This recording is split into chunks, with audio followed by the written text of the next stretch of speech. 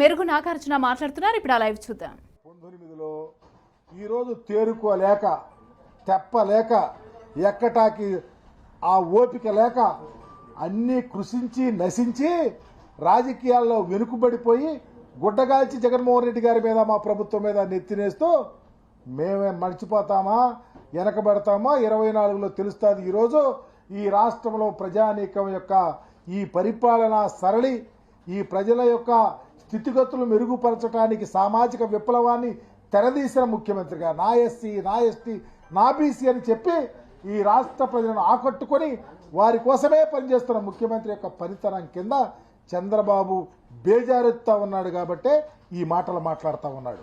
Sir, అంటే వైసీపీని కాదని బయటికి వెళ్ళిన నాయకులందరూ కూడా మళ్ళీ వైఎస్ఆర్ కాంగ్రెస్ పార్టీలోకి వస్తారు, ఎలా చూస్తారు?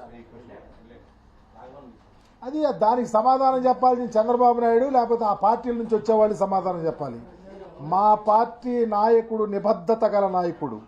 మా పార్టీ నాయకుడు ఎవ్వరికి అన్యాయం చేయకుండా ఎవరు నమ్ముకున్నా ఎవరు ఆయన వెంట నడిచినా గుండె మీద చెయ్యేసుకుని ధైర్యంగా నడిచే అవకాశం కల్పించిన నాయకుడు.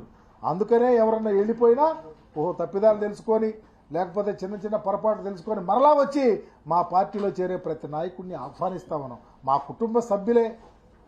మందలో నుంచి గొర్రెపిల్ల తప్పుకుపోతే మరలా కలిస్తే మేము దగ్గర తీసుకుని హత్తుకొని గుండెల్లో పెట్టుకుని తీసుకెళ్తాం. కాబట్టి ఈ రాష్ట్రంలో వైఎస్ఆర్ కాంగ్రెస్ పార్టీ అధినాయకుడు ఈ రాష్ట్ర రాజకీయాల్లో ఒక కలికితురాయి తప్ప చంద్రబాబు నాయుడుగా డొల్లలాగా ఉండడని మీ ద్వారా తెలియపరుస్తా ఉన్నాను. Thank you.